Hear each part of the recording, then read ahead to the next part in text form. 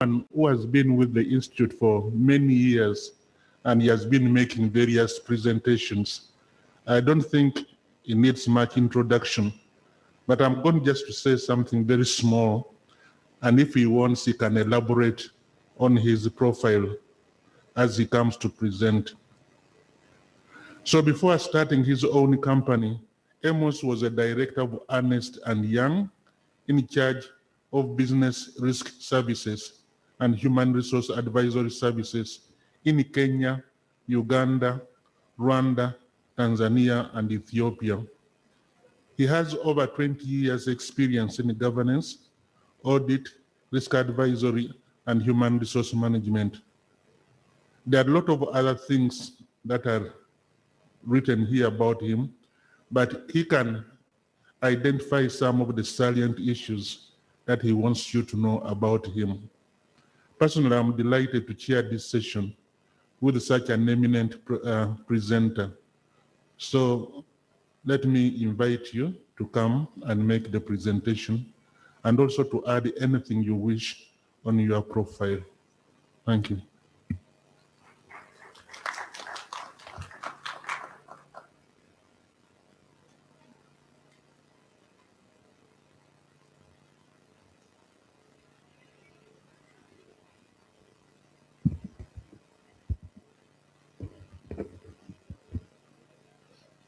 Good morning, members. Chair, thank you so much for that wonderful introduction. You have said it all. I'm part of you, so there isn't much that members don't know about me. And I'm not going to add anything on top of what you have said as far as my profile is concerned. I'd like to really thank the management of ICPAU who considered me to come and share my experience in this area of corporate governance. I'm an accountant by profession, but along the way I picked interest in risk and human resources. And governance touches on those aspects. So being an accountant, having taken interest in human resources, and having specialized in risk, it equipped me, and I'm probably among the few right people to talk about governance, because it encompasses all those three areas. I have been in this area of governance for quite some time. I have provided governance advisory services, both at regional, country, and in some cases I've been also invited to the international conferences to talk about governance in Africa. I was also privileged while I was working with Ernst & Young to be part of the panel that was advising on the formulation of the Code of Corporate Governance, the one referred to as King's Code of Corporate Governance. By then, we had participated in King's 3, but now there is King's 4 in King's 4 Code of Corporate Governance. When you look at this area, I have been really longing for so long to get an opportunity of this nature to address fellow accountants on the matters of corporate governance, because it is what our country is needing now. It is what organizations need now in this era of COVID and beyond. Of course, you are aware that even before COVID, we had challenges in corporate governance because we have seen so many corporate governance failures that has brought many organizations down, both internationally both regionally and also in this particular country of ours, we have experienced so many organizations that have gone under because of corporate governance failures. So when I was given this opportunity to talk about corporate governance, I felt so happy because I had long desired to share this message with fellow accountants, because you are the advisors of so many organizations. You are the ones that take the lead in changing the way organizations run their business. So it is important that we understand this governance and how important it is, so that when we move on, we can advise our clients and organizations accordingly. Of course, the topic is about the board of directors, but the reason why we tend to relate corporate governance with board of directors, it is because they are the ones that sit at the top. They are the ones who are in the chair of running the organization. They are the ones that shape the future of the organizations. So, in as far as corporate governance is concerned, they are actually the custodian of corporate governance. But when you look at the sense of it, corporate governance is a responsibility of all leaders in the organization. So although you don't sit on the board, you are going to find corporate governance very useful, because it is talking about how to run your organization efficiently and sustainably, so that you are able to utilize the few resources available to you to make a fortune. So in this morning, the few things I'm going to touch about include, one, briefly the impact of COVID-19. Good enough, Dr. Karhanga had touched on these areas, so I'm going to summarize this. Then I'd look at the leadership in the new now that we are looking for, then the new corporate governance, and how do we understand it, what is it all about? Then would come to the role of the board as a custodian of corporate governance, what is it that they need to do, and how can they be effective in this business of governance? And then I'll conclude my session. So those who are taking the journey with me, this presentation is not showing on the screen. As you can see, I'm taking you through this ride with my Honda. The picture is not on the screen, but the Honda is the one I can manage. Unfortunately, I cannot drive in a Mercedes-Benz or a Rolex or any other expensive vehicle in this era of COVID, so I've decided to use a Honda. Those who are looking at the picture. Now, COVID-19 and the impact. We have talked about this. You've heard it from Dr. Karhanga. We've seen it, we've experienced it. The impact is real. The impact is serious. People have left business. People have lost jobs. Government is not collecting adequate revenue. We are having challenges to do with where to market our products and services. We don't have the means of surviving and sustaining our business. So the impact of COVID has been so great that almost everybody has felt it. But as Dr. Karhanga mentioned, not all is lost. As we experience these challenges, there are also emerging opportunities. He has already shared with us the opportunities in oil and gas sector. And also, as we are aware, some industries have also benefited, as our president usually says, from these situations, because some industries have emerged. There are some sectors that have really benefited out of this situation. But some of us, it has posed a really big challenge, and we need to rethink on how we have been running our businesses and whether if we continue doing the same, we are going to run our businesses sustainably. The rethinking and the re-engineering of our processes is what is going to define who we are and whether we are going to remain in this industry. And in this particular case, we need serious leaders who can take us through out of this crisis. But I'm here to tell you that the leaders that we are looking for are not going to be made in this crisis, but they are going to reveal their potential. This is where we are going now to judge who is a good leader and who is not. Now is not the time to think about what we don't have. It's not about the time to cry of what has gone wrong, but it is the time to think of what we need to do with what there is, with the resources at hand. How do we survive out of this situation?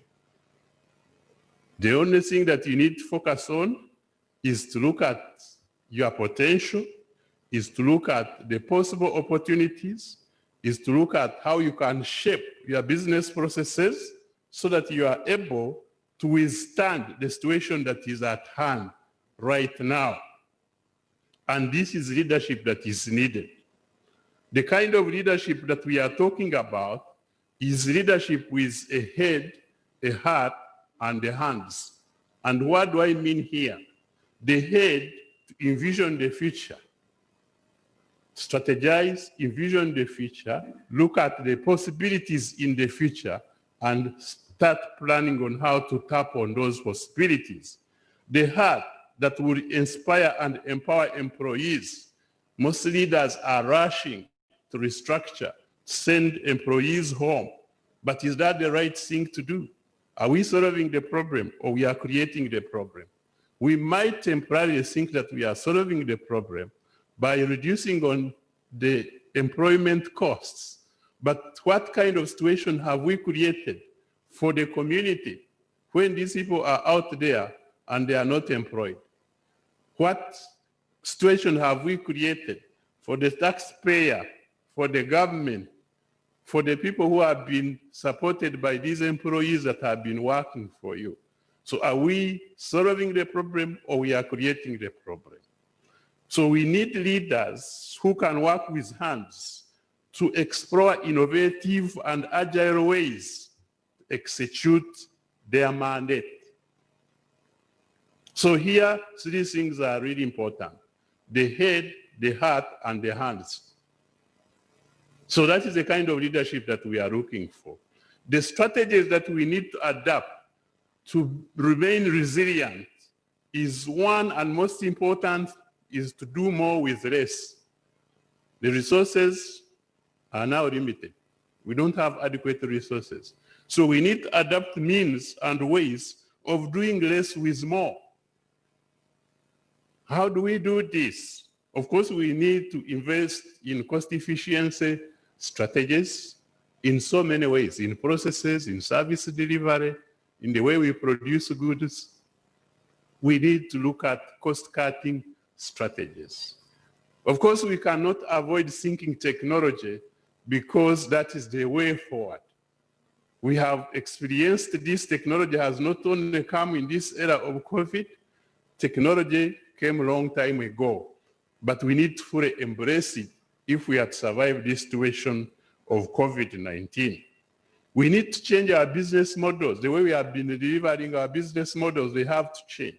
We need to challenge every business model and ask ourselves whether those business models are delivering value that we are looking for, the value that we intend to give to our stakeholders. Are they the kind of business models that would enable us to remain relevant? We need to stay connected with our networks.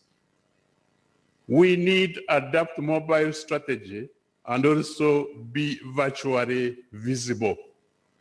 So the traditional methods of conducting the business, of course, we have to change them and adapt these new ways of running our businesses. We need to support the talent and the innovation. So other than rushing to downsize, other than rushing to send people home, can we reskill, can we retool the existing talents so that they are able to cope with innovation and the new business models that we intend to adapt.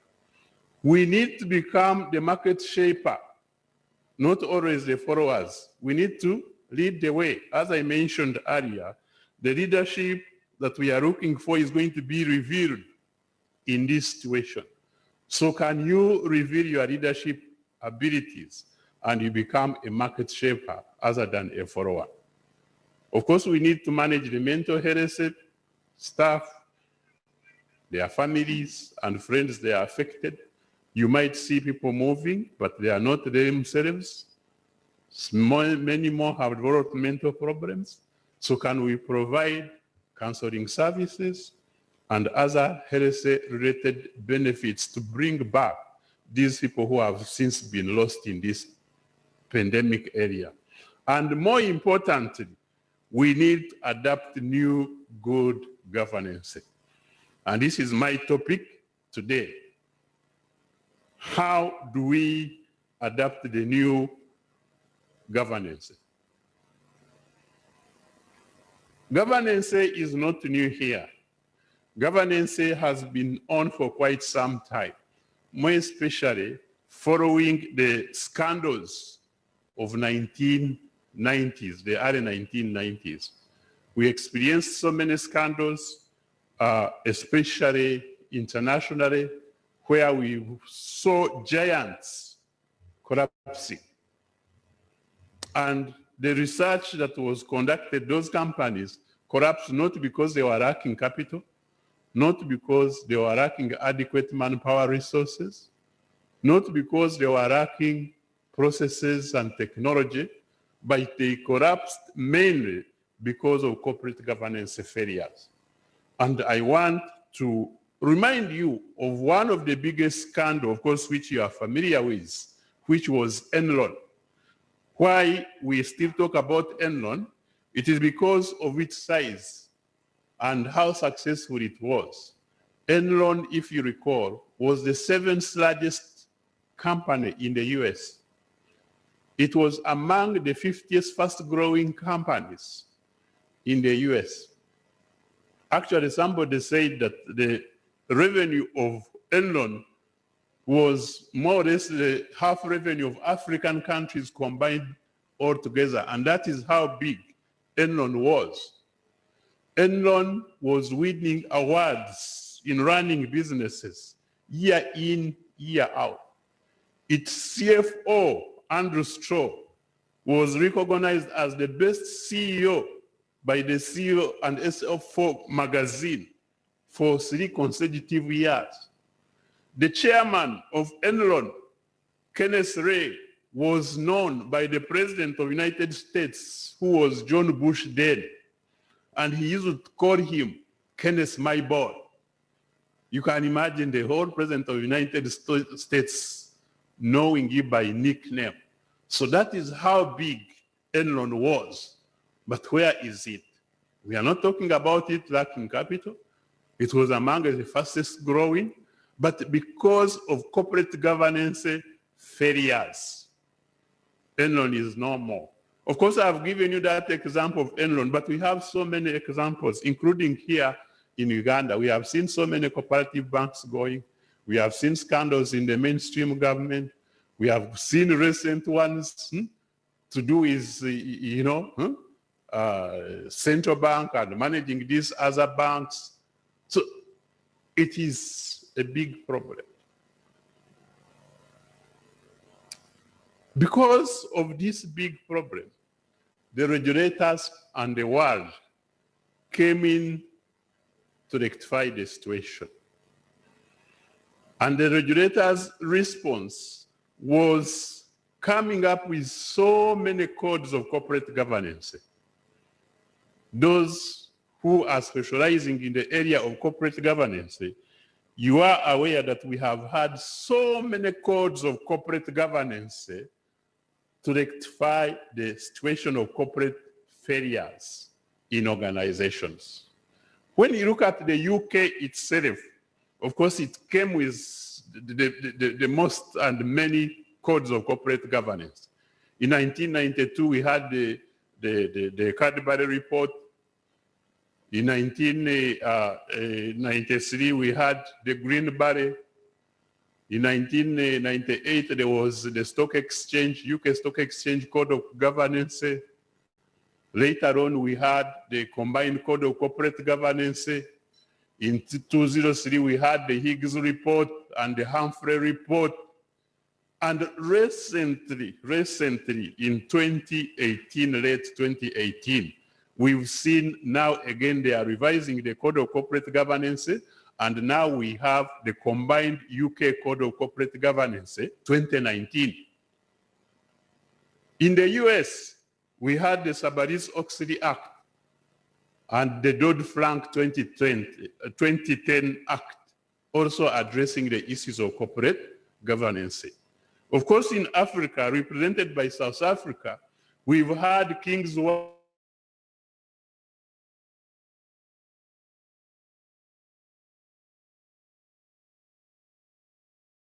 of Corporate Governance for financial institutions. In Uganda here, we did not lag behind. In 2020, when we are revising the Companies Act, also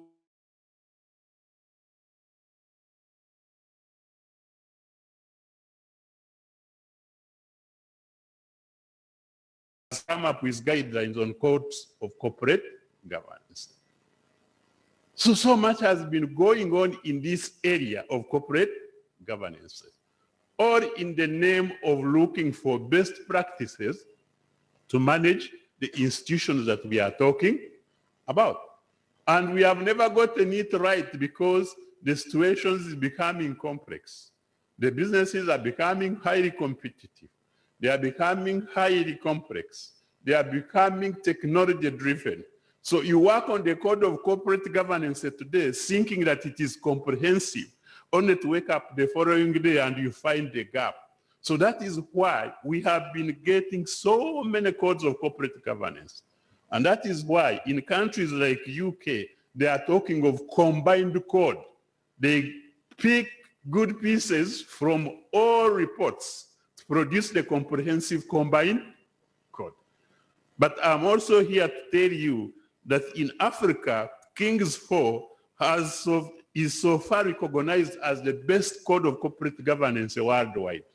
And I'm also glad to share this information with you that the recent UK Combined Code of 2018 has almost adapted everything that is captured under King's 4 Code of Corporate Governance. So in Africa, we are leading in the best practice of corporate governance. But also you are aware that in Africa, that is where we have the most incidences of corruption and other irregularities. So no wonder we are leading in the best practice because we have the best experience. So why am I sharing this with you and why are we talking about the board? So as I told you earlier, the board is the custodian of corporate governance. The board's main role is to shape the future of the organization and create viable and sustainable organization. This is the mandate of the board.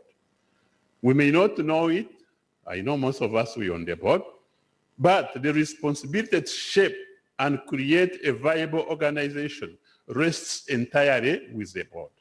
And corporate governance is about shaping the future, is about creating viable and sustainable organization.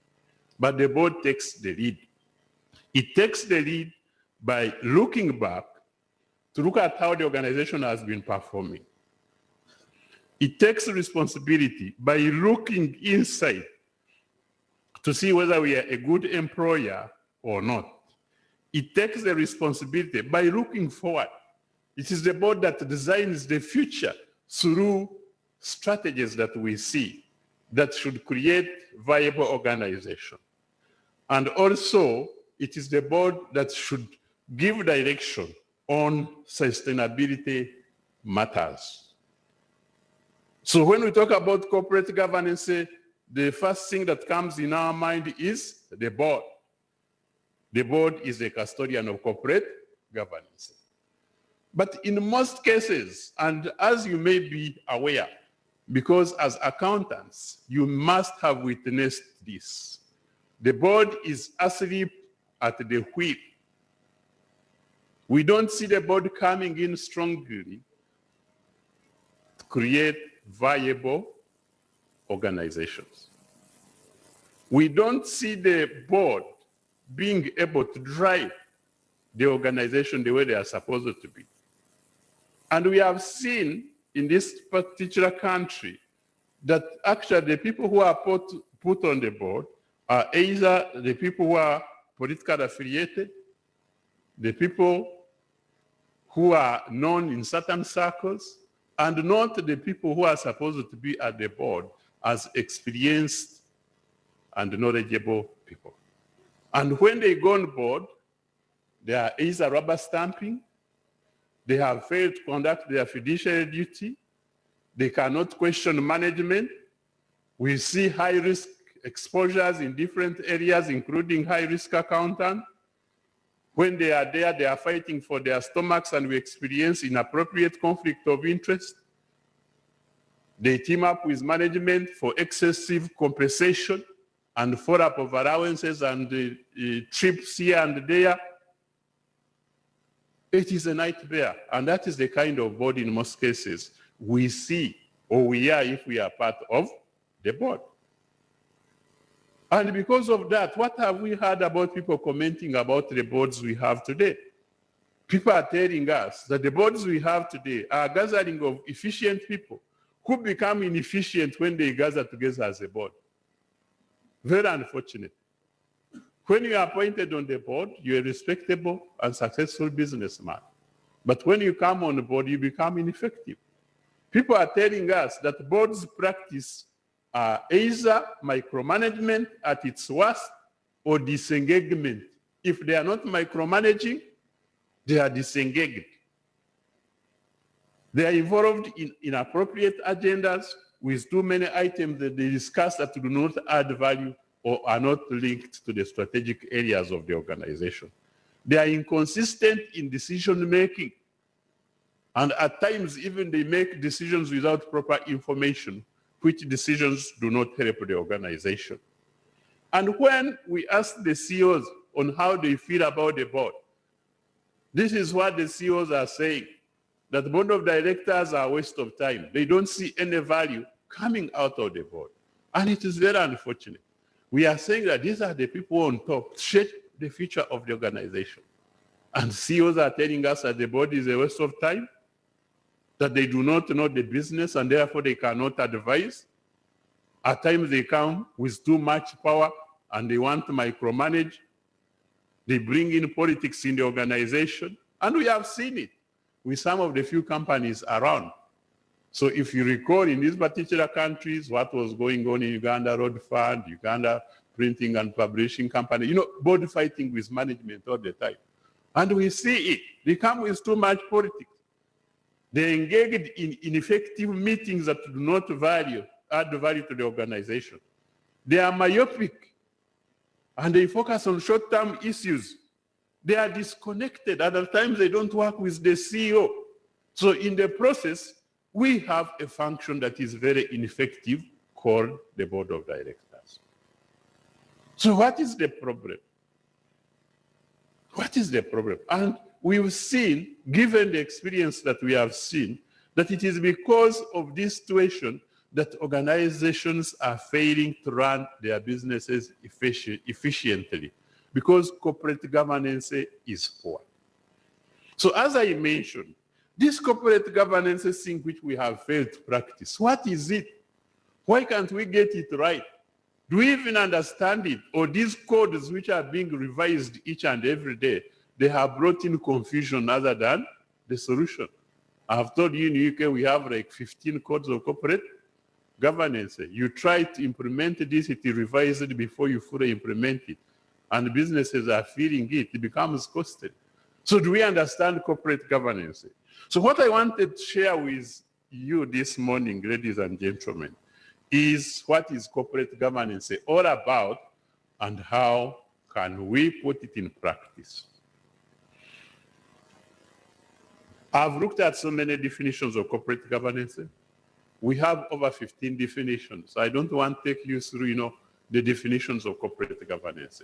But I want to discuss with you the ingredients of corporate governance so that we understand it our way. And corporate governance that I'm talking about is touching on 5 aspects. One is what we call authentic leadership. We are going to discuss this. Second one is sustainable development, which is in line with our theme. I'm glad the Institute chose that. The third one is continuous improvement. Then the fourth one is accountability and transparency. And then last one is what we call Ubuntu. I'm trying to bring corporate governance back home. And we are going to see that in Africa, the only word that brings us together is the way we are brought up and our tradition through that word called Ubuntu. And I'm going to unpack that briefly. Authentic leadership. What we are lacking, ladies and gentlemen, are leaders who are authentic. We are not lacking brilliant leaders. We have the best brilliant, charismatic, visionary, transactional. We have the best leaders you can think of in Africa. But what we are lacking are authentic leadership, authentic leaders. Leaders who are committed to excellence, leaders who empower employees, leaders who lead from the heart, leaders who do the right thing, leaders who are morally responsible are the kind of leaders that we are lacking. Leaders whose actions are acceptable in our community, in the society, is what we are lacking in this country. And you know what I'm talking about. Look at the political leadership we have in this country. Who are the leaders? Are they authentic? Are they ethical? Are they doing the right thing? But they are in the chair. They are leading. And so are the leaders we have in this organization. We don't have legitimate leaders. And that is what is lacking. That is what we are looking for. So we want leaders whose actions are desirable by the people they are leading. And that is why, even when we are rewarding, because we don't have the right leadership, we don't reward for the right things. The people we are promoting, not because they live the values and they have the morals. No. The people we promote, they are either they came through back door, or they are the ones who are providing secrets to the boss, or they are relatives. And the people who are doing the right thing are the ones that we are sacrificing. And in the process, what do we see? More than 90% of the leaders we have, they cannot walk the talk. They cannot implement what they are telling us. And that is the beginning of problems in corporate governance. But with authentic leadership, you plant honesty to reap trust. You plant goodness to reap friends. You plant humility to reap greatness. You plant perseverance to reap contentment. You plant consideration to reap perspective. You plant hard work to reap success. You plant forgiveness to reap reconciliation. And all this breeds what we call integrity, which builds the trust, which brings the reputation, and it is this reputation that creates the value that we are looking for. But do we have this kind of leadership? Ladies and gentlemen, we don't have. We don't have. So, as leaders, as board of directors, can we cultivate a culture of integrity so that we are able to breed authentic leaders? Can we reward the right behaviors? When we are recruiting, for instance, can we hire and promote on the basis of integrity first Then you can consider other things like motivation, capacity, understanding, knowledge, and experience. But is this what we are doing? When we are recruiting, what is the basis? What is the first thing? Experience. 20 years experience. You don't know whether somebody's integrity is right, whether he's upright. You even don't know whether that guy has the motivation to do the work. You even don't know the capacity and whether he's able to understand. But you are looking at the experience. But we have seen people with so many years experience doing one transaction year in, year out. And you are recruiting first on the basis of experience. Even when you are promoting, these are the things that we are considering. So can we change? Because without integrity, motivation is dangerous. Without motivation, capacity is useless. Without capacity, understanding is limited. Without understanding, even knowledge is meaningless. And without knowledge and experience, experience is also blind. So it is integrity first. Can we plant this so that we are able to produce authentic leaders? I don't know where we are heading if the board of directors and management do not address this at organizational level. One, it first starts at the family level, but at the organizational level, it is equally important. Recently, a survey was done in Nairobi, and they were interviewing the young generation who are unemployed, and they asked them that given an opportunity, if you work with government, would you commit fraud? And 67% said yes. They want to become rich so quickly. And that is the mentality of the young generation. They don't want to work. So what is it that we are going to do? And these are the people who are going to be leaders of tomorrow. So where are we heading as a country, as a nation? These are the challenges. So corporate governance is about authentic leadership. And King's 4 Code of Corporate Governance brings it straight to the board. They said as a board, you have a responsibility of ensuring that we have ethical leadership across the organization. And it is making that one as an outcome measure, not an output measure, an outcome measure. So you as a board, what is it that you are going to do to change the organization so that we have ethical people? Secondly, corporate governance is about sustainable development, which is in line with our theme. But do we understand it?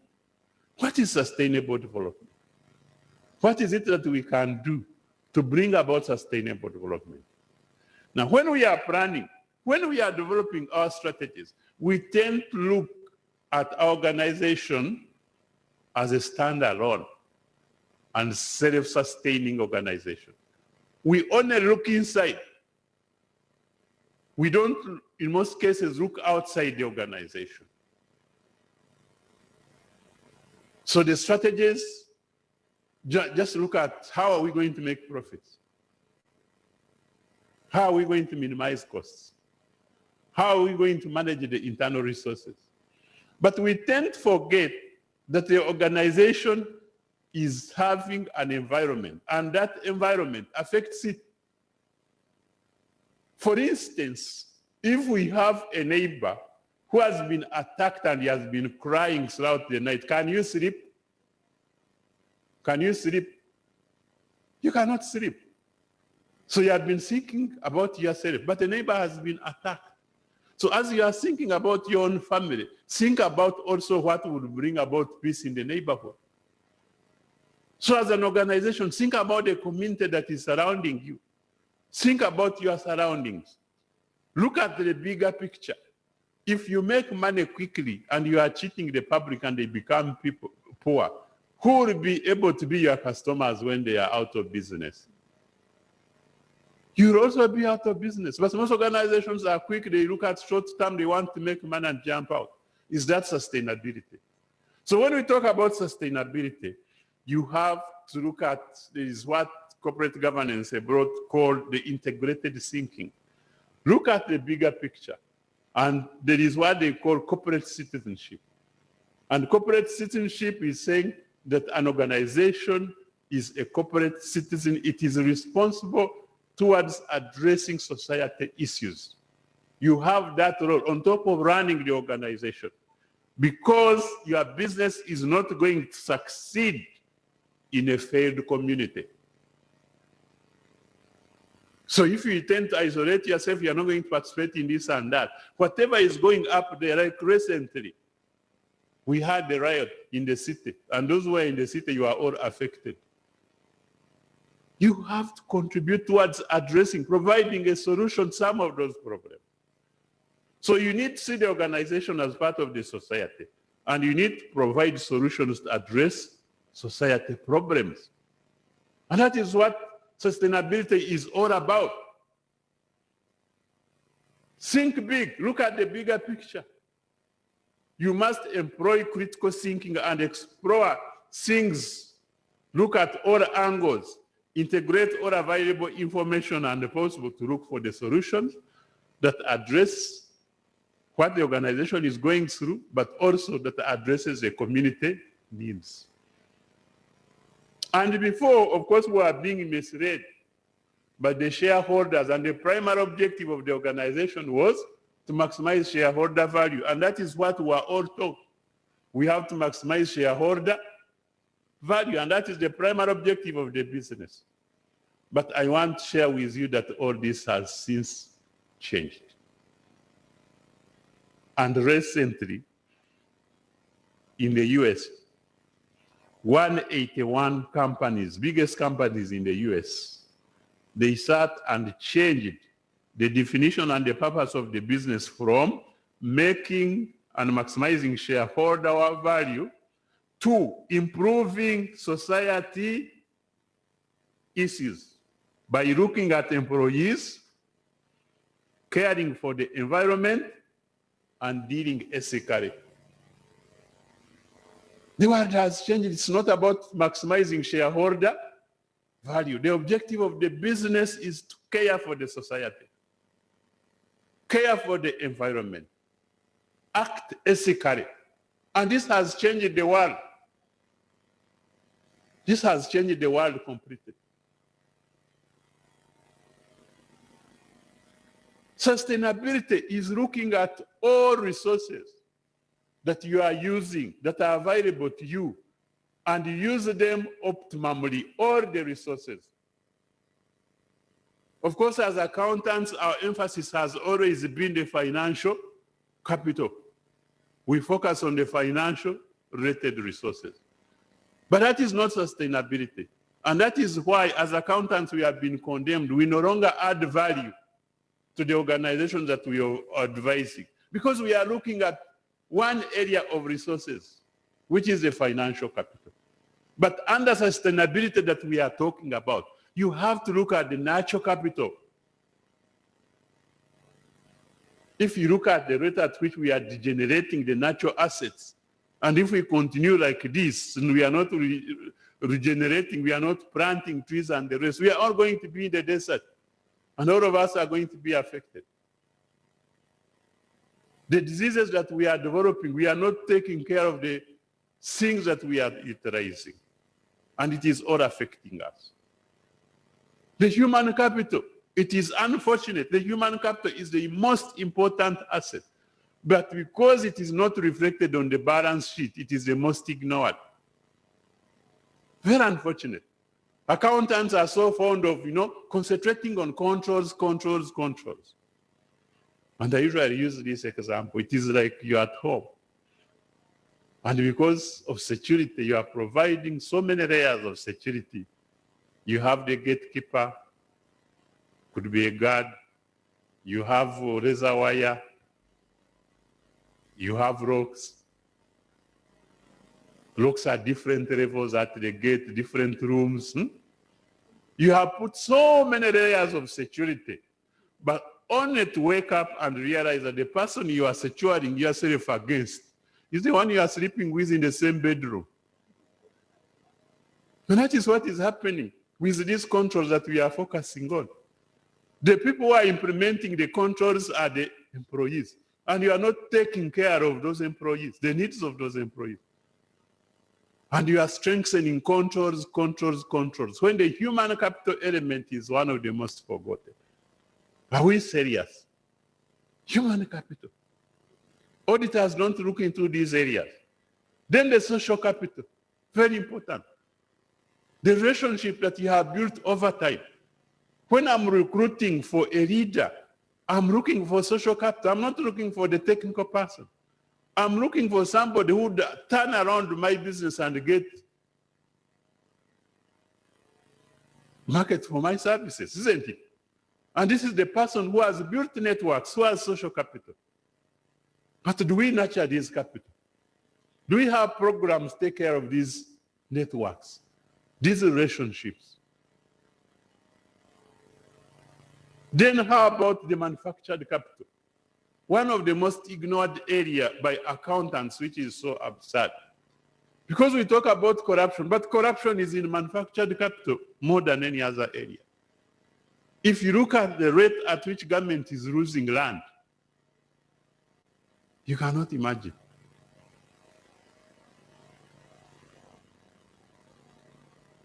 It is very unfortunate. The rate at which government is losing land. Government land is stolen. Government of Uganda does not even have a complete fixed asset register as we are talking about now.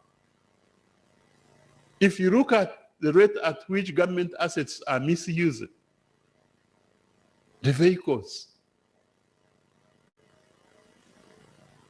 buildings are mushrooming each and every day, but are they effectively utilized? One time I was visiting a client at the postal building. It used to be one of the best buildings. You go there and see the state in which that building is in, and you are going to tell me. And the amount of money that was put in that building, it used to be the best of the building. But even the parking, the potholes, and the rest, when it rains, you don't have where to pass. And what is stopping government from hiring out that building and they earn money? Manufactured capital, this is where we waste a lot of money. But do we go into those areas? We are concentrating on financial. How about intellectual capital? Now technology is here. So sustainable development or sustainability touches on all 6 capital models. But we have been concentrated on a single capital model, and we think that we are running the organization sustainably. It cannot be. Sustainability is also about the board members focusing on the future by getting involved in the areas of strategy. Board members don't understand the strategy. But also research has shown that out of 100% of the strategies were formulated, only 10% are effectively executed. We are good at formulating strategies, but strategies die immediately they are formulated. The moment the strategy is launched, its life ends there. And when we visit some of your organizations, the strategies are covered somewhere in the dustbin. But with this era, with these scarce resources and the rest, can we really make our business sustainable when we are not focusing on the matters of the strategy? And why can't we implement the strategy? There is the vision barrier. Only 5% of the workforce understand the strategy. But who are the executors? Employees are the executors. So if they don't understand the strategy, how can they execute the strategy? In most cases, the strategy is around 100 pages plus. But only the core strategy of that 100 pages is probably 3 pages. But you look through the book of the strategy, you don't see the strategy. You don't understand it, you cannot implement it. Worse still, management spent less than 2 hours per month discussing issues of the strategy. Can you imagine that? The leaders who are driving the strategy spend less than 2 hours per month discussing issues of the strategy. What are they doing? So how do you drive the strategy if you don't get interested in matters of the strategy? Budgets are not linked to the strategy. Incentives are not linked to the strategy.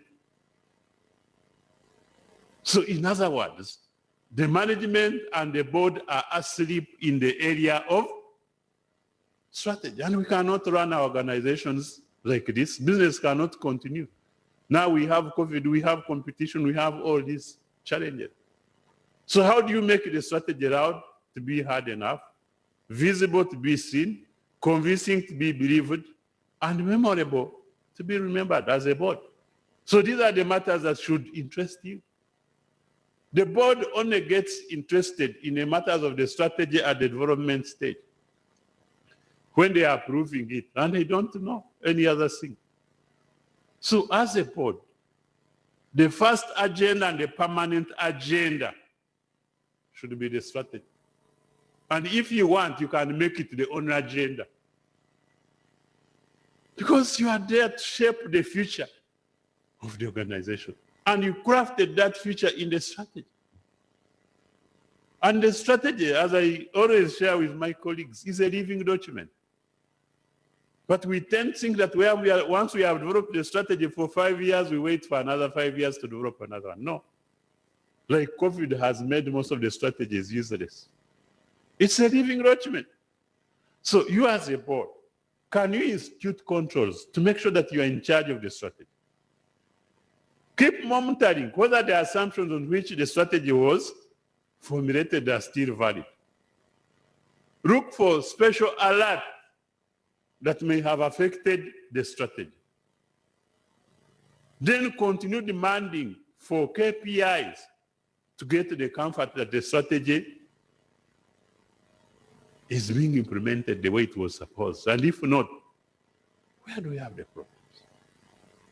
So monitor the strategy through KPI. Because remember, what gets measured gets done. And if you cannot measure results, you can't tell success from failure. If you can't see success, you can't reward it. If you can't reward success, you are probably rewarding failure. You never learn, you never improve.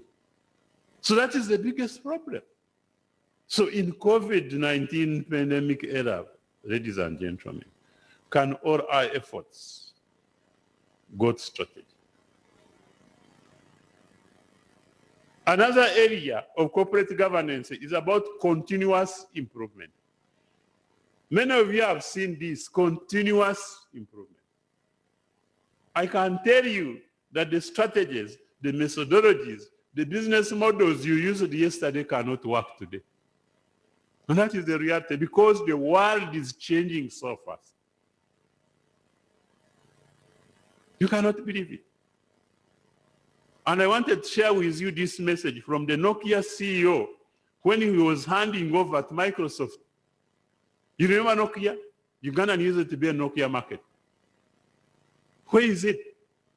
And when the CEO was handing over, he said in his speech that we did not do anything wrong in our business. However, the world changed so fast and our opponents were very powerful. The world is changing so fast and the opponents are powerful. So if you cannot continuously improve, you cannot survive. Challenge the processes, challenge the results, continuously explore means and ways of improving. Nokia was not the only example.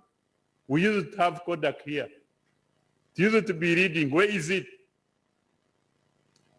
We used to have Xerox. Among the first to come up with a good printer. Where is it? We used to have IBM. My first computer was an IBM. They were reading in that area. Where are they? And there are so many other examples, Motorola, whatever. You can think of. They used to be the Concorde airline, those who travel across. So many organizations have gone under. And in this era of COVID-19, I saw Bata closing its shop in Jinja. Pep, which had come up very successful here, it has closed all its outlets, and we are going to see many more. Very unfortunate. Why? Because we don't challenge the status quo. We cannot improve. If you lag behind and you are in the comfort zone, remember the opponents are so powerful. And the world is changing so fast. So corporate governance is about continuous improvement. Challenge the processes. Each and every day, ask yourself, what have we improved? And successful organizations are investing heavily in that. Toyota, for instance, every Friday afternoon, all employees don't work. They have to go sit somewhere, think about ways and means of how Toyota can improve its product. Then they organize a meeting where those ideas are gathered, evaluated, and implemented. And that is why Toyota is becoming so powerful. It used not to be in the US, but it penetrated the US market. Continuous improvement is at the heart of corporate governance. And the board should drive this process. Corporate governance is about Ubuntu. Now, Ubuntu is a common word in our local languages, most of our local languages. More especially, it is common in the Bantu tribe. And a research was carried out over 20-something countries in Africa. They are Bantu tribes. And in the Bantu tribe, that word is common. You ask a Chikuyu, he will tell you about Ubuntu. South Africa, he'll tell you Ubuntu and Abantu. In Rwanda, they'll tell you about Ubuntu, and so many other countries. And Ubuntu, in our traditional way, is the way how we are brought up as brothers and sisters. The way we are brought up, and all of us, we know that we can only survive when we are together. And Ubuntu simply means that I am because you are. And you are because we are. Those words have serious meanings, ladies and gentlemen. I am because you are. And you are because we. What has happened to our Ubuntu? Why are we driving our selfish motives at the expense of your neighbor and the community? You are stealing money for medicine in the hospital. It could be your brother, it could be your sister. When the president's daughter was involved in the accident and there was no blood in Mbarara Hospital, at that moment, it didn't matter whether she was the president's sister. What has gone wrong with us? Why don't we take care of our neighbor? Why have we forgotten about the community? What has happened to our Ubuntu? Let us reflect. Ubuntu is the one that made African strong. Even when we were sacrificed being colonized and the rest. It was our standing together, supporting one another.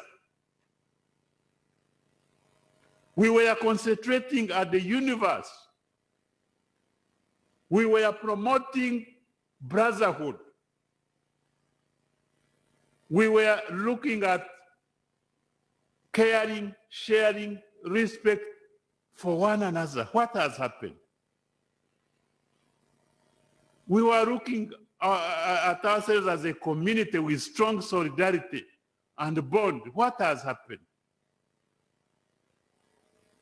We used to go with the community consensus and diplomacy. What has happened? We used to be patient. We used to practice diplomacy. We used to have empathy. We used to forgive one another. That is how we are brought up as Africans, ladies and gentlemen. But all that has gone. So as an organization, don't be myopic and look at the organization. Look at the neighbor. As a family, look at the neighbor, look at the colleague, look at the community. Support one another. Because as I mentioned, you cannot succeed in a failed society. You cannot. You cannot sleep when your neighbor has been attacked. You cannot. So we are calling each and everybody, why can't we restore our Ubuntu, which is under siege? The Western culture has taken away. It has made us selfish. And yet we know our tradition, which used to bond us, was about Ubuntu. And corporate governance is about accountability and transparency.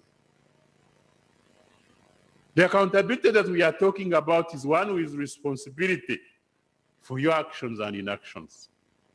The accountability which is result-oriented, the accountability which increases credibility. It is the accountability that improves performance and the accountability that promotes transparency. It's not the supporting documentation that we usually look for as accountability.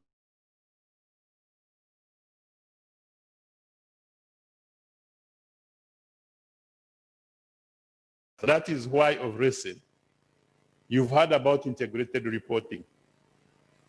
I'm happy the Institute is promoting integrated reporting, and for the first time, the FIRE Award is concentrated on integrated reporting. So you have to go back and report to all your key stakeholders on how you used your resources.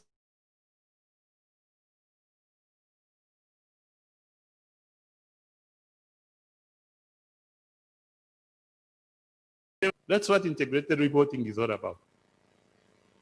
Which strategies did you deploy to use those resources to create value? And what value have you created? And can we substantiate it? And are the strategies you used sustainable? Can they work today and in the near future? That's what integrated.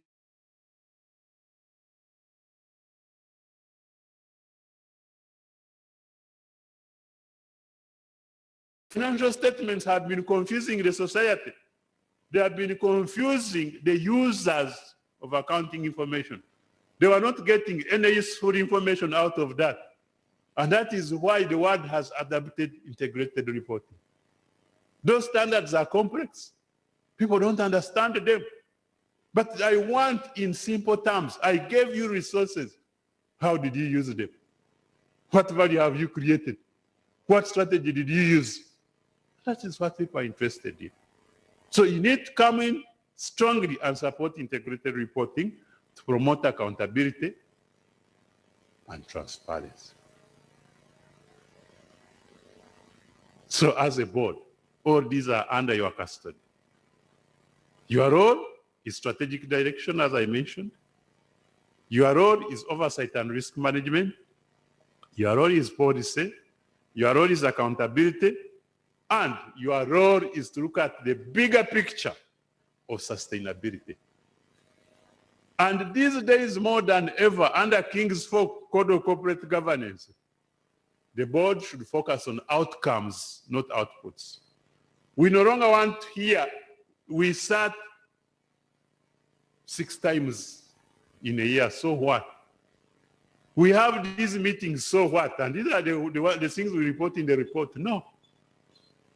After your interventions, what were the outcomes? In terms of ethics, in terms of performance, in terms of effectiveness of the controls, in terms of value creation. You have to account for the first time. The board has to account to its stakeholders.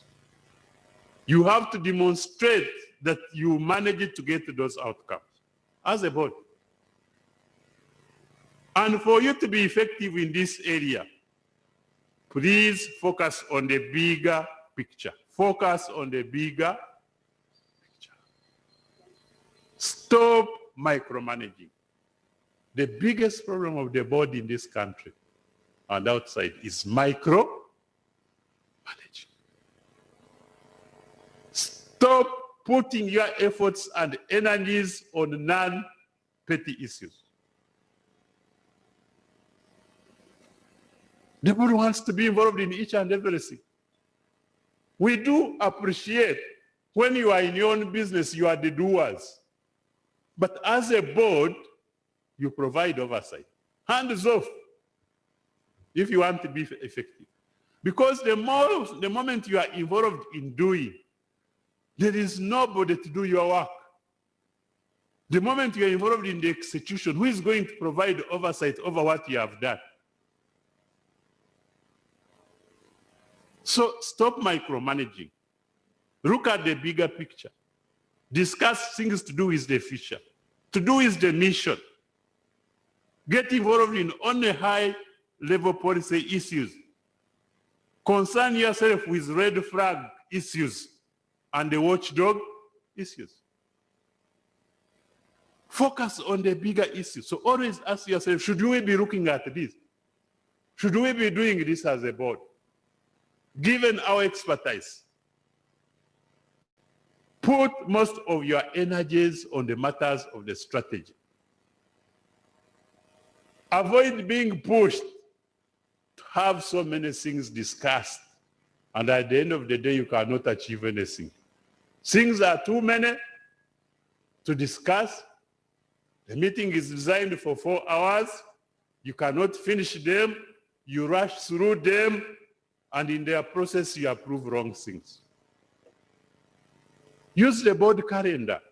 Scatter issues to be discussed across the year.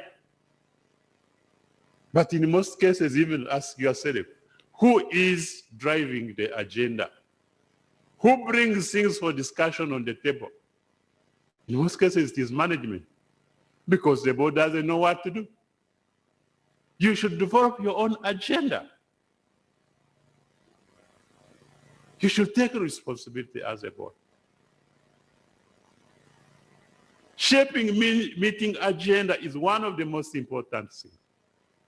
It is what makes you effective. But you need to be very careful. How do you shape the meeting agenda and the issues to discuss in the meeting?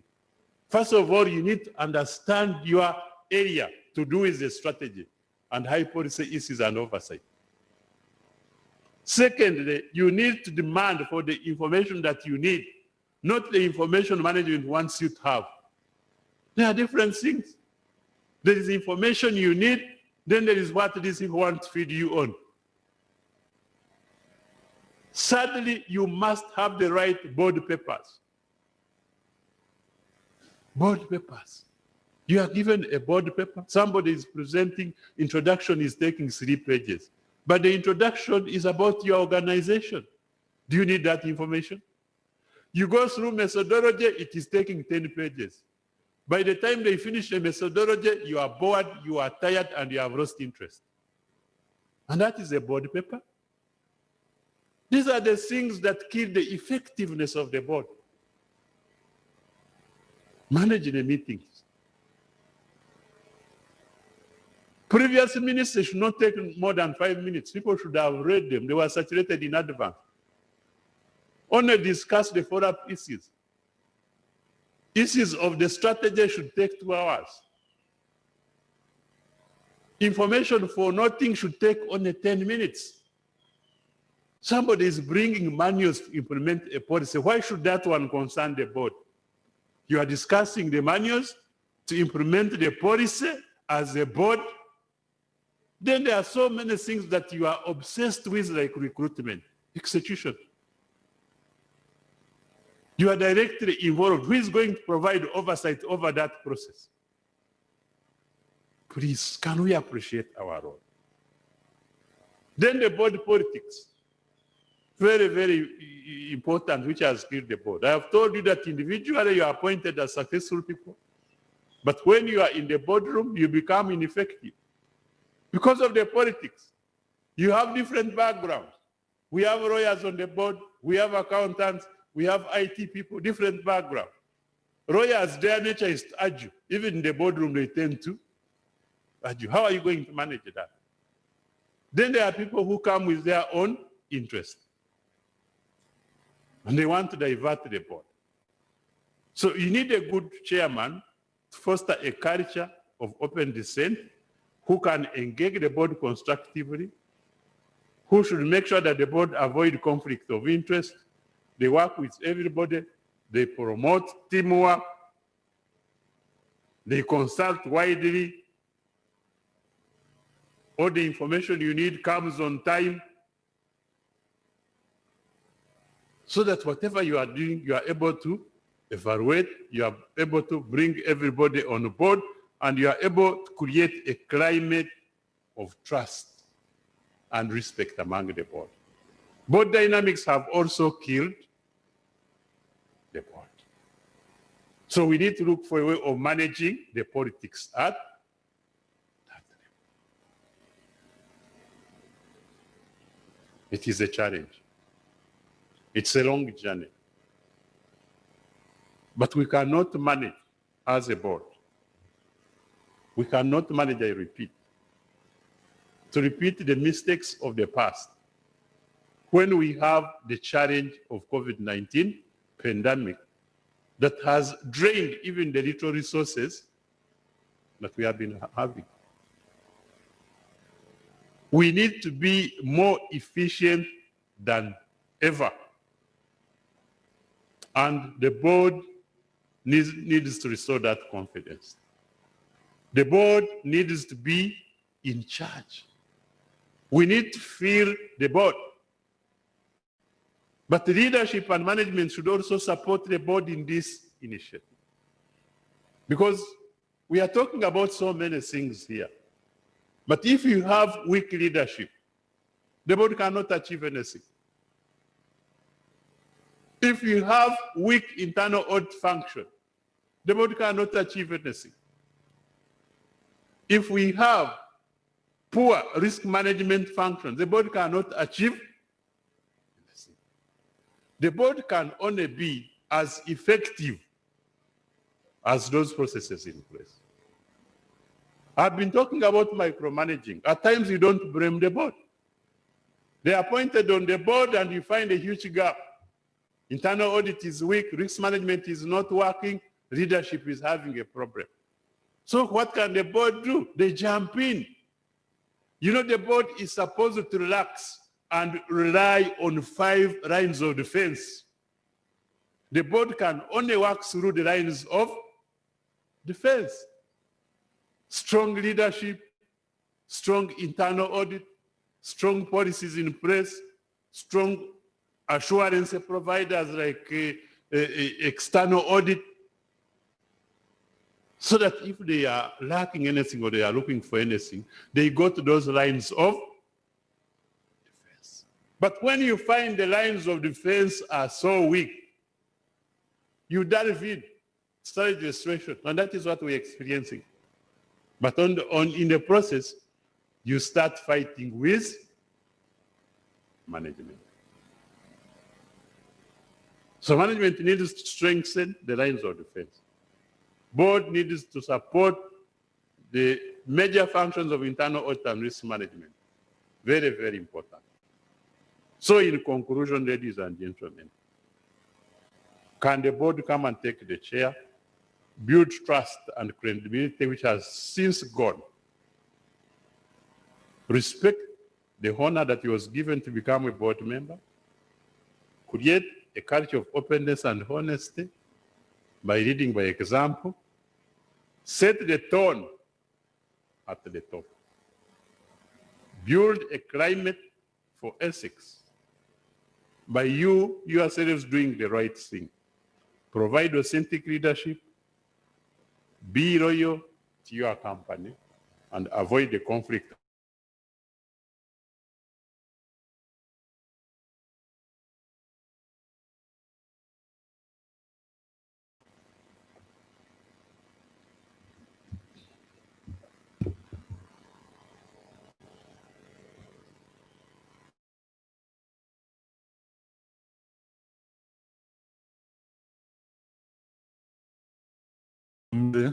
See,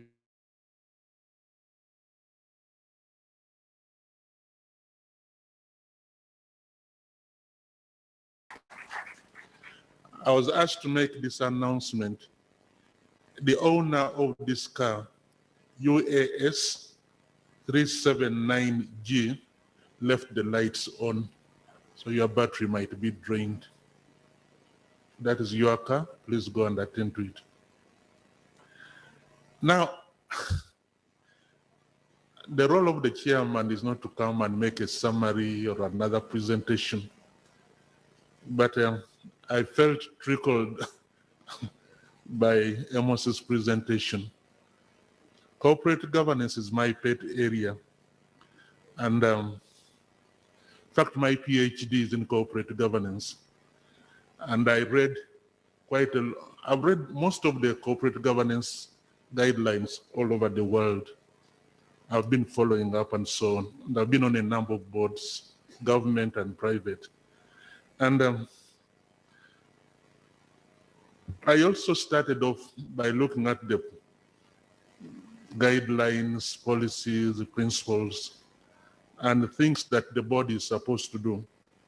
And Amos outlined some of the roles of the board: strategic direction, oversight and risk management, policies, accountability, and sustainability.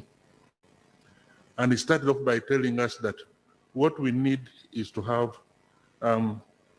integrity, people of integrity on the board with the various qualities that he has talked about that I'm not going to repeat.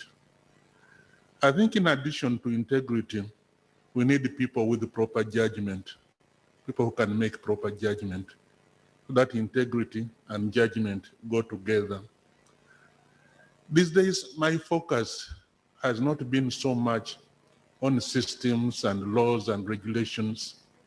Because if you take the example of Uganda, Uganda has among the best laws and regulations in the world. But we know that in the areas like of corruption, corruption is widespread. In fact, as a result of my research and writing a big book on corporate governance, my conclusion was very simple. What we need if we want to have proper and effective governance is having the right people. For me, that is the summary. You can have the best of laws, the best of regulations, the best of guidelines, but unless you have the right people in the right place at the right time, those guidelines will not help you. I wrote an article, was it last year, which was published in the publication of the Institute of Corporate Governance, where I was concentrating on the characteristics of board members. Characteristics of board members. What is normally written about is the characteristics of boards. They write about gender, size, and all these things. But my concentration was on the board members themselves. What characteristics do you need for people to make a good board? And I think this is an area which we might have to look at, and maybe I can make the article available to the Institute if they want to put it on the board, on the notice board or something. But I think even in the past, without all these laws and regulations, people were running companies well. But what was making them run companies well? The type of people who were in charge is what is important. So I think when we are recruiting board members, maybe that is an area to look at. Is this the right fit for our board? What do we need? We are talking about oversight. What sort of people do we need to exercise oversight? We need strategic direction. What sort of people do we need? we need board dynamics. What sort of people do we need? And all these other things that are related. Let me not take much time because it's not my presentation. It's Amos Bagumire's presentation. So I'd like to open this up to members here present and those who are outside. If you have any comments, questions, suggestions, you'd feel free to make them. And I think someone will be following up the Q&A and can tell us the questions that are being asked. But I'll start by taking some from you if you have any question or a comment. But once again, thank you for that brilliant presentation.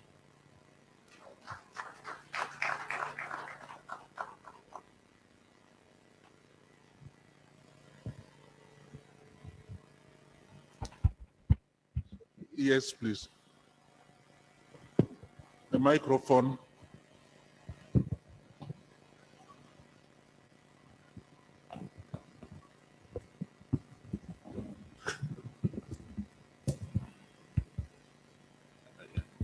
Thank you so much, Chair, and thank you so much, Amos, for the good presentation. My name is Michael Wanyama. I share the name with the Chair, CPA Michael Wanyama. I'm the ED of the Higher Education Students Financing Board. From your presentation, which has been so good, one thing that comes out very clear is separation of powers between the board and the management. I want to talk from the angle of the government. Increasingly, we are seeing government enacting laws and establishing certain agencies where you find the board, what would appear to be the board, participating in the day-to-day activities of the entity. What would be the board at the same time is entirely in control of the business processes of that entity. So you find the chair and the entire board are in office on a daily basis, but there is also what we would call the management angle. And I'm just wondering whether that line, you have ever thought about it, because in my view, that's not proper. I don't want to quote, but you could take, for instance, we have entities where you find the head of that entity, who is the CEO, is at the same time the chair of the board. There are many. Could even start with our Office of Auditor General, IGG. The head is the chair, Public Service Commission, Education Service Commission. Many commissions talk about. I just wanted to hear your feel on that. Are we in the right direction? Are we missing a point? What's your comment, General? Thank you. Maybe we take 5 questions and shall ask. Okay, Cousins, the CPA Cousins.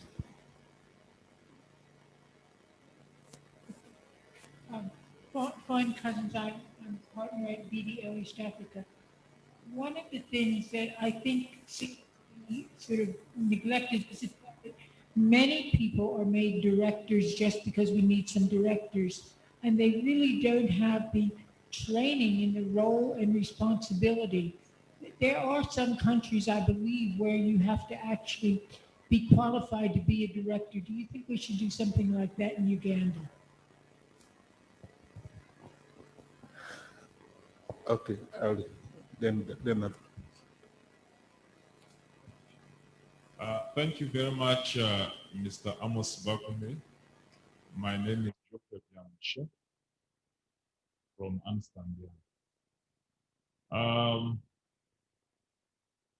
The topic that we discussed or was up for discussion was the role of the board of directors during the COVID-19 pandemic. Earlier on, our keynote speaker also said, as an organization, if you survived, that was just enough to remain alive. But during this pandemic, we've also heard of terminologies like now, next, and beyond. I would like to request you to comment on what is the role of directors in shaping that discussion of now, next, and beyond in view of the COVID-19 pandemic? Thank you very much. Okay, there's one behind you.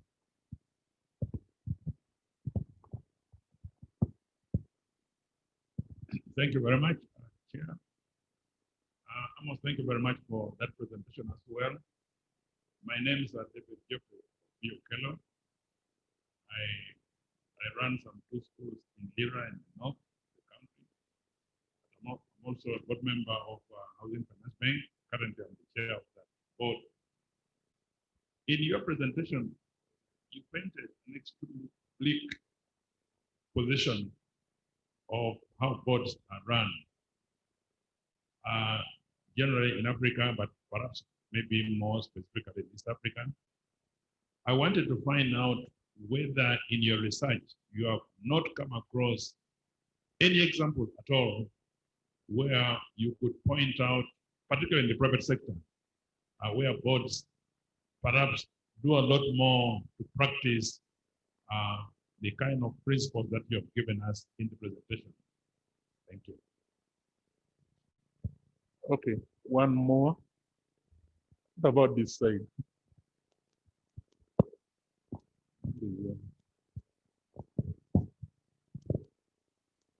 Thank you very much, Amos, for that very eloquent presentation. My name is Moses Kapero from Uganda Hitmapping Group. I'm amazed by how the traditional kingdoms that are mostly referred to as maybe archaic, that they have over the years practiced what we now call corporate governance, perhaps without writing down a lot of it. I take an example from that of Uganda Kingdom, where none of the relatives of the Kabaka would take up any posts as ministers or government officers. My question is, do you think in a way the manner that in which corporate governance is practiced in the central government is affecting corporate governance or the corporate culture or practice in Uganda, even the private sector? I thank you. Okay, we shall let Amos handle those, and then we shall take another 5 questions. Chairman, there are also questions on the live chat. And I think there are some who are contributing for online. If someone can note those questions, and maybe we can answer them. Hello, you can hear me? Thank you so much, members, for those questions. I want to start with Michael's question. For those who are working in the mainstream public sector and parastatals who are driven by the central government initiatives, where at times the government goes ahead through rules and regulations to put policies and procedures that define the role of the board, not in line with the best practice, but which at times conflict with the role of management. And we have seen situations where government even appoints board on a full-time basis. Yeah, this is a challenge. And if you look at countries that have succeeded in implementing corporate governance, they have also made it mandatory, either through government circulars or even incorporating corporate governance in the Companies Act, like King's Code of Corporate Governance is part of South African's Companies Act. And also they enforce it through government. They make government subscribe to these principles of corporate governance. But in other countries where we have not fully subscribed to issues of corporate governance, of course, this is still a challenge. It is still a challenge which can only be solved through continuous education. But also, I'm challenging my fellow accountants because we have not been focusing on the audit of governance.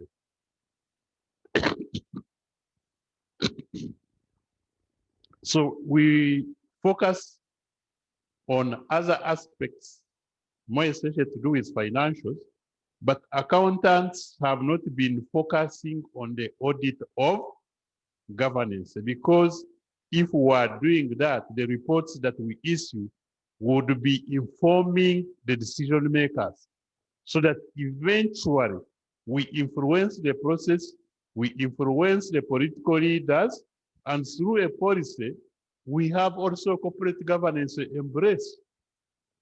So this is a challenge. I do appreciate what you are going through. But as of now, the only thing we have is also to produce the bylaws, because Michael and supported some of the boards who experience such. So what we do, we say, okay, the board, you take the broader concept. The board is the one which has full responsibility, but they delegate the responsibility to management. So you appreciate that they have the full responsibility as per the law, but the best practice is to delegate some of the responsibilities so that they remain focusing on strategic issues. And you do that through bylaws. You produce manuals, you produce rules of procedure to manage that kind of situation. So that is all I can comment on that. Then the other question was from, of course, Cousins, talking about the institutions that should help to build the capacity of the board. Now, I know Kenya, they have the Institute of Directors. Of course, in South Africa, they have. Now, of recently here in Uganda, we have also, through private initiative, we have launched the Lead Institute of Directors. So the whole objective of having Lead Institute of Directors is to make board members get affiliated to such institutions so that they can get capacity building. So the institute takes the lead, affiliates, but also identifies the suitable and well-equipped board members for whoever wants to appoint board. So I do hope that with this route that we have taken with the Lead Institute of Directors, if it is supported by government, you know, the private sector at times, they start good things, but financing and the rest is a challenge. So it does not become as effective. So I hope government will come in to support the Lead Institute of Directors to enhance and train the boards to be effective. Geoffrey Biamugisha, understand, young, what would be the role of the board in the new now and beyond and in the future? Now, once the board embark on their main mandate, which is to do with the strategy, now these issues will be addressed. Because we are saying the role of the board is to do with the strategy, to shape the future of the organization. So in embarking on their role, the main role, and putting more emphasis on the issues of the strategy, now that is when they will be evaluating whether the strategy is able to deliver in the new now, whether the strategy is looking at issues of the future, the issues of sustainability, the issues of value creation. You know, as I mentioned in my presentation, when you are looking at the strategy, you look at the assumptions on which it was based. Are they still valid? Can they deliver in the new one now? You look at the special alert controls like COVID. How has it affected the strategy, and how should we reorganize? The board should take the lead in that discussion. But the main thing is the board come back and concentrate on their main mandate, which is to do with strategy. But also with that integrated thinking that I have talked about. Look at the bigger picture. to look at the issues of value creation, to look at those 6 capital models. So in the process, they will address the challenges of the new now, tomorrow, and the near future. Then the other question was from Mr. Opio. Don't we have best practices that we can refer to, more especially in the private sector? I'm happy to note that the few boards that I've interacted with, mainly in the private sector, have fully embraced King's Code of Corporate Governance. And I've interacted with so many, I don't need to mention names, but mainly the private sector, like the banks I know, almost all banks, including our local banks, by the way, they have fully embraced King's Code of Corporate Governance. And I'm glad even you saw when the Institute with their fireworks was rewarding those organizations who have excelled in integrated reporting. Our bank, Centenary, was one of them. They have really fully adapted the best practice, and that is the way to go. Because, you know, we are saying corporate governance doesn't need to be put in roles for it to be embraced, because it is to do with improving your businesses. It is to do with value creation. Why do you have to wait for government of Uganda to incorporate it in the roles of government of Uganda for you to embrace it? If you are not embracing it, you are not surviving. You not see the light at the end of the day. So it is the best practice. It is what everybody should advocate for, and you should be out there looking for these codes to embrace them. Then, of course,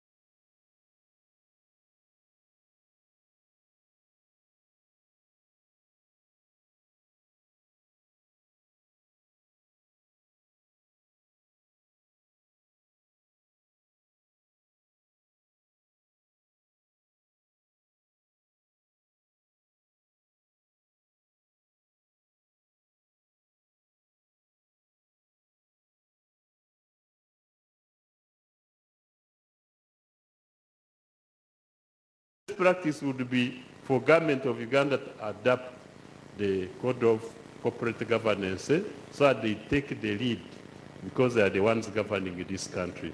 Thank you so much. Okay, we are going to take questions from those online if someone can.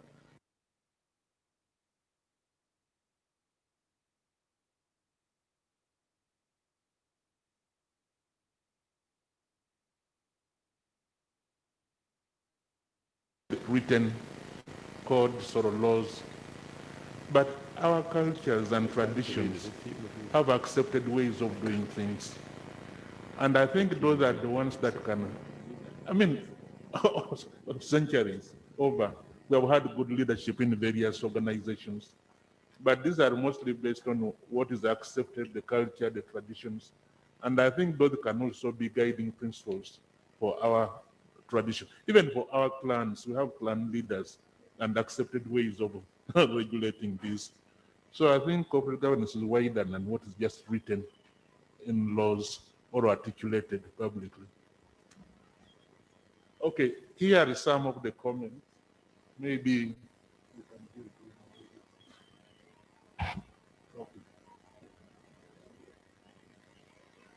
okay, here are some comments online.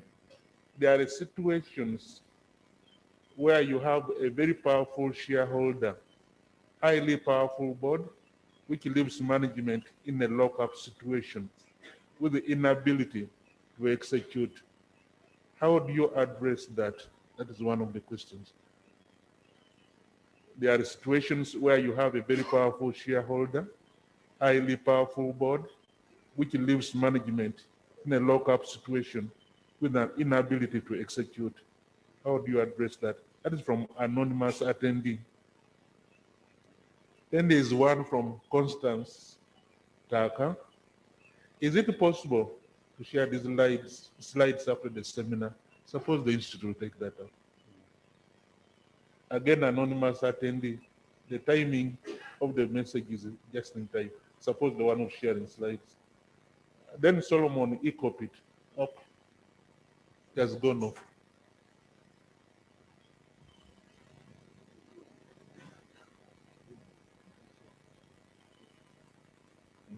What about the next one? Next comment.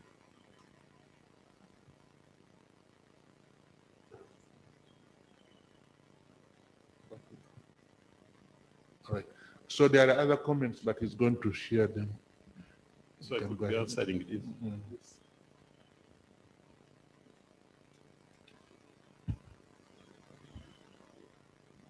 Again, thank you so much, Chair. Now, there is this issue of a strong shareholder appointing a board member, and put it in perspective, who protects the interest of the shareholder. This is very common. It is very common, and at times, of course, it brings challenges and affects the effectiveness of the board, because the board member only comes in to protect the interests of the major shareholder. Of course, corporate governance has tried to, of course, put guidelines on this through the having a balance of independent and non-independent executive directors. But do we really follow those guidelines, more especially in a country where we have not accepted corporate governance? But the whole essence of having executive directors, non-independent and independent directors was to solve this problem. For instance, according to corporate governance, a prominent board member who is appointed by the shareholder is not supposed to be the board chair. Or if he happens to be a board chair, should have a vice who can check on him with non-executive director. But we keep on seeing these things, more especially in countries where we have not fully effected the codes of corporate governance. So my colleague can add on that, because this is a challenge I've also seen it myself. I think at the essence of corporate governance and boards, I think one of the principles is that there should not be any one board member who monopolizes the sort of, who controls the others. All are equal. But one of the, I think at the center of it, depends on the sort of chairperson that you have for the board. If the chairperson allows himself or herself to be controlled by an individual, then you are doomed. You must be able to balance and give equal opportunity to all the members of the board to express their views. There are some who are hesitant or shy to contribute, but they should also be encouraged to contribute and not let one person dominate the meetings. Sometimes we have, particularly for these government boards, maybe a minister appoints someone as a representative on that board, and that person wants to dictate terms. I think that should also be resisted. I think you should, as a chair, judge what is proper and make a judgment or a decision based on the points at hand, the information that is brought. And maybe that should also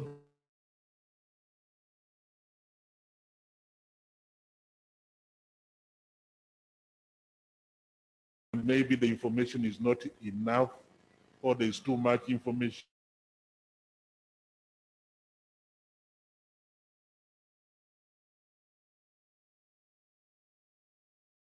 It has to be decided by such a time, so that you are put in a fix where you have to decide, but you are not comfortable because you have not assimilated the information.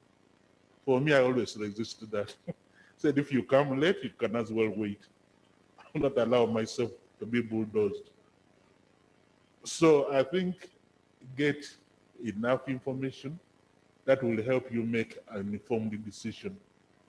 And even for these people, if they come, if they have good ideas, fine, take those into account. But if their ideas are not acceptable, I think let the members discuss them adequately and make a judgment that is befitting according to what has been presented. That would be my approach. I don't know if we have, maybe you want to comment on that or?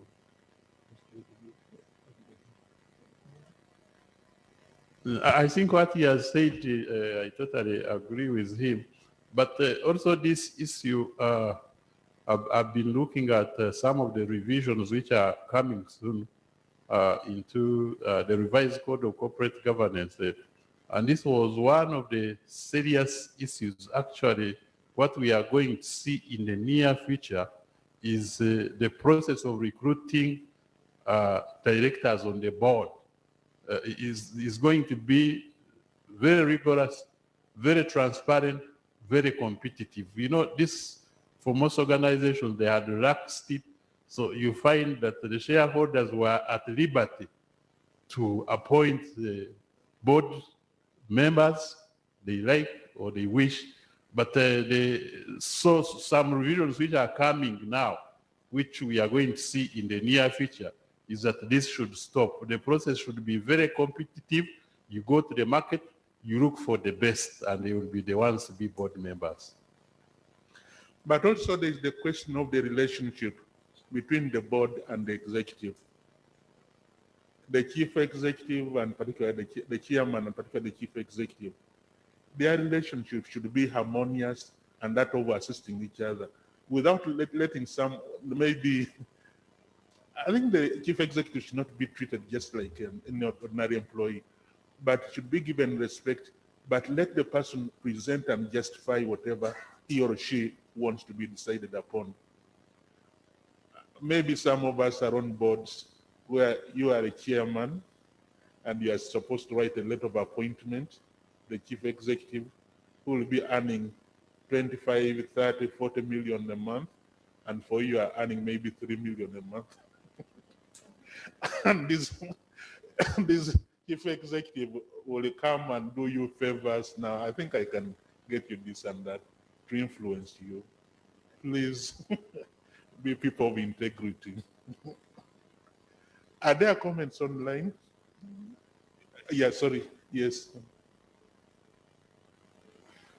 But we would like to hear the comments online. A microphone down here.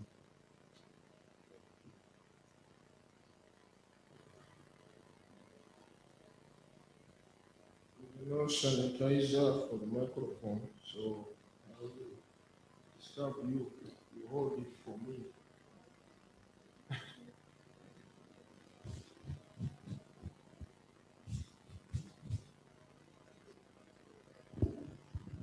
Yes, Mr. Chairman. As you know, I'm mainly a farmer, but I also do some other work, and most notably at NSSF, where I've been chairman for the last 5 years or so. What does the role, I wanted to supplement Amos's work, like how we've responded as a board with this disease, which has ravaged us over the last 7 or 8 months. And I just wanted to make a small checklist, practical, of what the role has been, the board has been able to do in order to make the business survive. My name is Patrick Yabakama Kabirenge, for a few who might not have interacted with me. One is that the board must give confidence to the staff and the stakeholders at this time, because the world global has got so scared. The whole country is so scared. People are dying. people are falling sick. So the board cannot take cover at this time. It must be visible and give inspiration through confidence building messages to the staff and other stakeholders. The board must ensure the business is sustained. When everybody is closing his shop, you must look at your strategic plan and see what can be salvaged and what must proceed, and concentrate on that and give out messages that you are still surviving. Number three, because we cannot, because of social distancing challenges, we must embrace technology as fast as possible. Previously, for example, at the fund, about 20% of the staff used it to work from home, and 80% had to come. Those working at home were mainly IT people. But now it is almost the other way around. 80% of the staff can work from home with a lot of ease, and 20% must report to interact with the. So embracing technology rapidly, and you have to invest in that. And it also needs a bit of training. And at times, for most organizations, it is taking about 3 months or so to take that techno freight away from players, including board members, especially who are advanced in age and who didn't have much interaction with the techno things. Then you have to enforce these standard operating procedures, because some people have been hearing messages from radio and other newspapers that COVID-19 is hardly there. It is politicians who want to get resources here and there. The disease is hardly there. The disease is there globally. It is killing people, and you must give out a message to protect the staff and the stakeholders so that they don't fall sick. And if one tests positive, is immediately isolated and treated with the fastest speed possible. You have to continue giving communication to the staff, because they are so dispersed amongst each other, to the stakeholders. You don't have to disappear. Keep giving messages of survival that you are still operational. And that one has worked very well for us. As a board, we have had to delegate more to management because speed is important at this particular time, and we cannot keep saying, look, you can't do that, you can't do that, until we see it. So at times we tell them, you do, use your good judgment, we shall ratify at the next board meeting, whether physical or virtual. So you have to delegate to sort of give more trust to the managers who are on site. And finally, Mr. Chairman, you have to keep abreast what is happening with this disease, with the vaccination, the vaccines being developed around, and how other similar businesses in other countries have handled the situation. And you can get a lot of advice from reading online, from reading from professionals like the Big Four. There's a lot of good literature, but of course there's too much also information. You must be selective on what to get, and also certainly liaise with the Minister of Health so that you know what is really happening and you can respond appropriately. So those are the few examples I felt I should give out to see how we have been able to survive. And when you look around the other day, ICPAU got a gold award based in integrated reporting. All those are things showing we are still operational and business. For example, the one fund One example of an organization NSSF have given is managing to cope and overcome the threat of COVID. Thank you very much. Thank you very much, CPA Patrick. I think that's very good in the line of managing during this COVID-19. Maybe just some small addition is that the board should really be supportive of management during this COVID-19 and other times, so that we are not there just to blame, judge, and so on, or to have an oversight supervising, but also to listen to management in a view of how do you manage the now, the future, and beyond, shaping the future, seeing what proposals they have, and being able to discuss them and what strategies they have to be able to manage this COVID-19. I think being there with and for management is important. Even if it is not a physical meeting, can be online or telephone, but at least to show that you are supportive and you are following what is happening to shape the future. Now, here are some comments online. I don't know what time we should end. We're supposed to end at 1:20.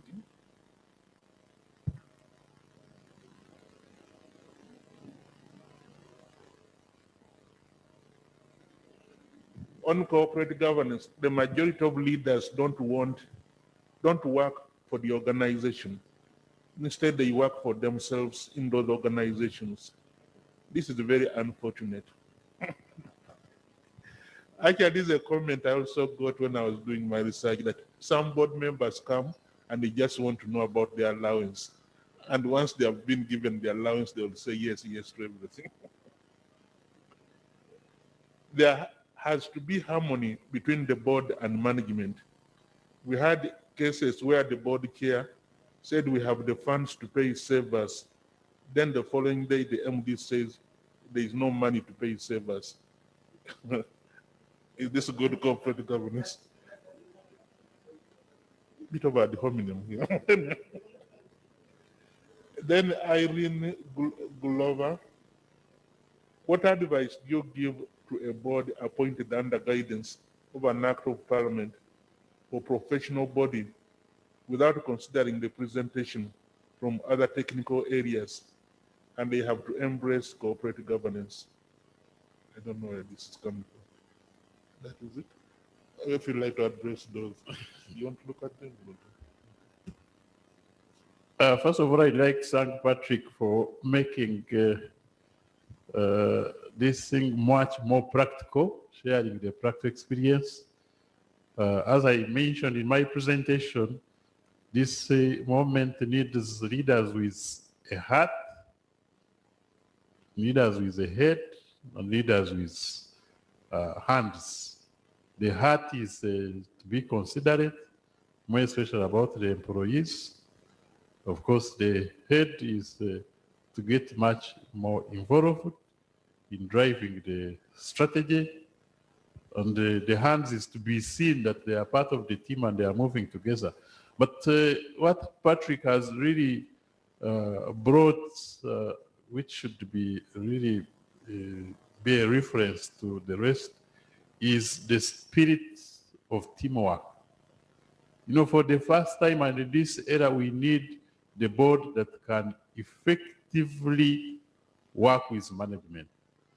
And what they realize, which is important, which I'd like also to commend, is the agility, the speed at which services should be rendered,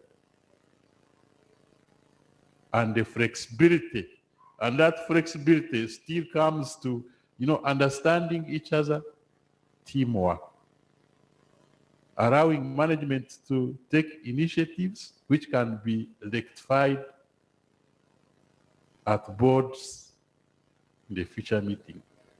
I think that is what is needed. Moving together is what we are looking for. You know, this COVID has brought a challenge. It is affecting all of us. We are into it together, so we need to move together as a team.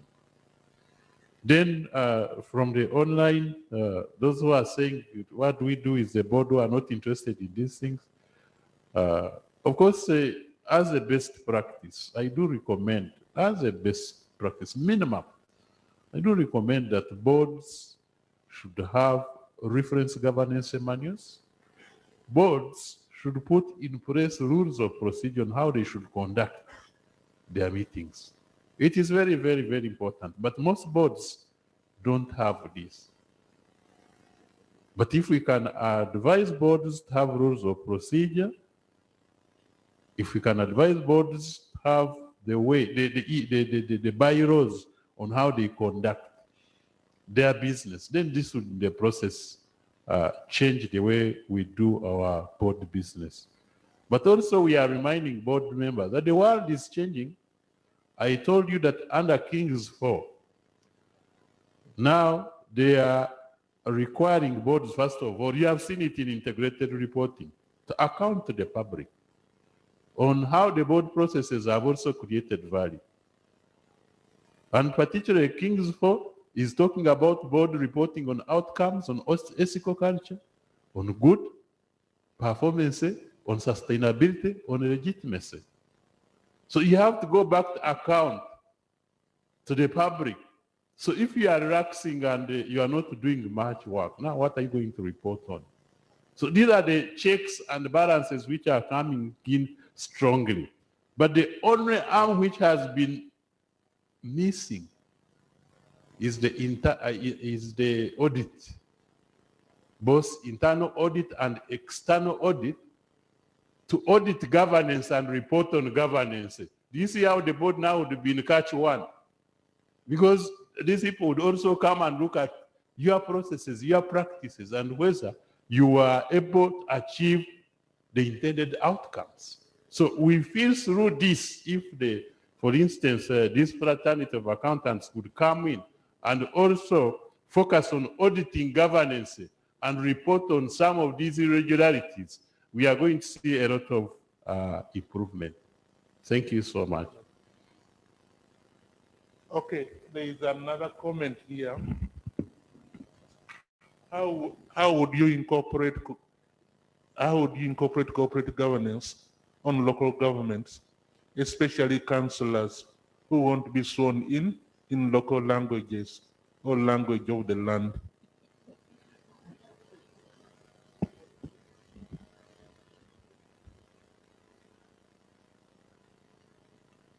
I was looking at the South African model of corporate governance. Actually, I was really impressed.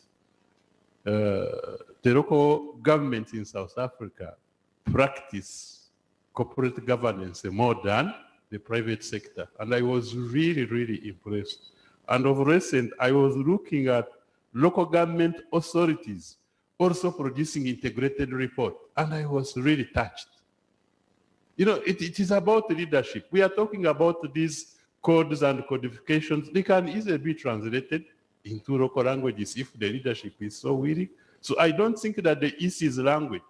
The issue is acceptability and leadership driving corporate governance. In developed economies, corporate government, I mean local governments, they operate like the private sector. They are entities, they can borrow, they can do whatever they want. They compete globally for the scarce available resources. So they have to up their game in terms of practices, in terms of accountability, in terms of value creation.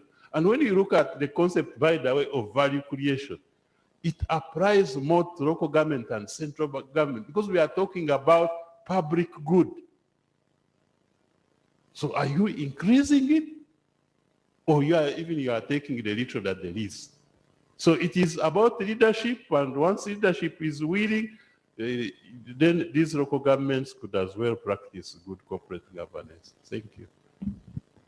Thank you. I think our time is running out.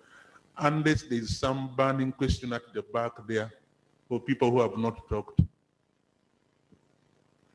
If not, we would like to thank the presenter for a good job well done.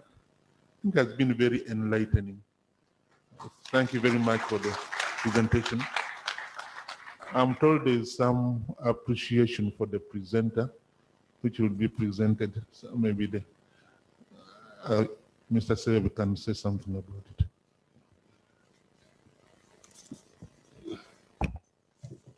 Thank you, CPA Professor Wanyama, for steering us through this session. Thank you, CPA Amos, for a wonderful presentation. There are goodies which you are supposed to receive. I can walk with you up to a meter to where they are. I don't want to lift them and put you in danger. They are right on your right. If you could come up, Professor, you can come and point out the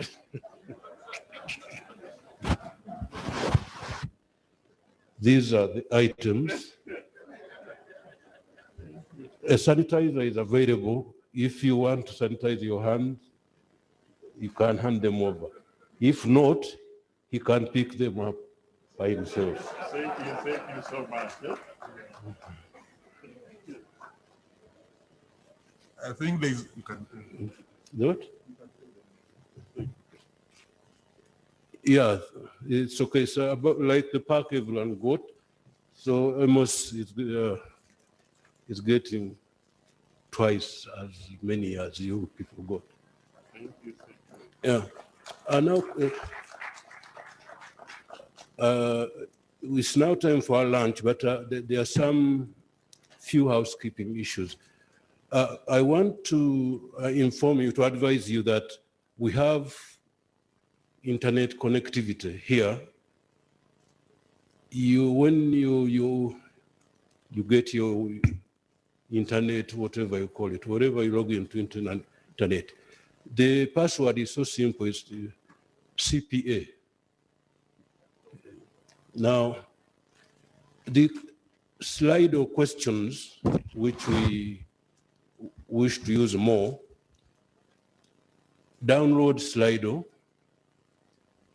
www.slido. Once you've got it open, our conference is hashtag 25